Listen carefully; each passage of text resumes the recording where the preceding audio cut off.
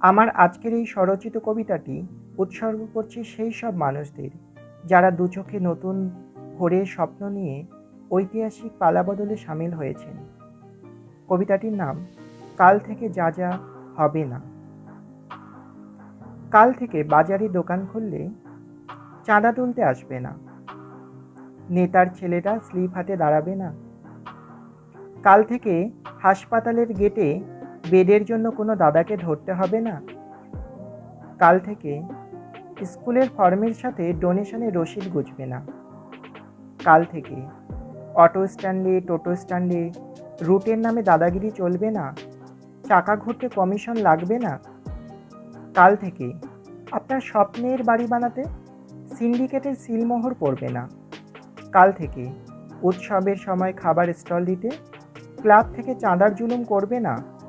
কাল থেকে টেন্ডারের ফাইলে কাটমারির অঙ্ক কষবে না, কাজের আগে ভাগের হিসেব বসবে না। কাল থেকে শাসকের বিপক্ষে ভোটের বোতাম টিপলে উন্নয়নের খাতা থেকে আপনার নাম কাটবে না। কাল থেকে অফিস আদালতে ফাইলের নিচে ঘুষ লাগবে না। কাল থেকে পাসপোর্ট ভেরিফিকেশনে পুলিশ বকশিশ চাইবে না। কাল থেকে চাকরির ইন্টারভিউতে চিটকুটের জোর খাটবে না, লাখ লাখ টাকায় চাকরি বিক্রি হবে না। কাল থেকে নতুন এমএলএরা জনতার টাকায় হাত দেবে না।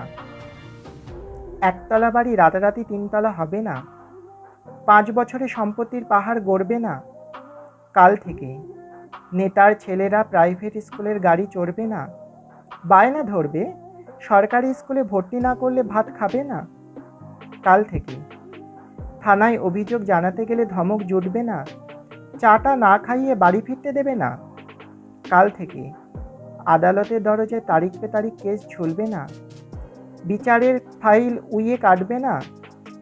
কাল থেকে বাংলার ছেলেরা বেকার থাকবে না, পরিযায়ী হিসাবে বাইরে কাজ করতে যাবে না। কাল থেকে ফ্ল্যাটের চাবি নিতে পাড়ার দাদাকে সেলামি দিতে হবে না। কাল থেকে শ্মশানে কবরস্থানে মর্গে লাশ ছাড়াতে দরদাম হবে না। কাল থেকে প্রাইভেট হাসপাতালে রোগীকে মুরগি বানাবে না, বিলের পাহাড়ে জীবন মাপবে না। কাল থেকে কেননা আজ রবীন্দ্রনাথের জন্মদিন, আর আজ এই শুভ দিনে নতুন সরকার দায়িত্বে এসেছে, তাই কাল থেকে নতুন সকাল। কাল থেকে। ধন্যবাদ।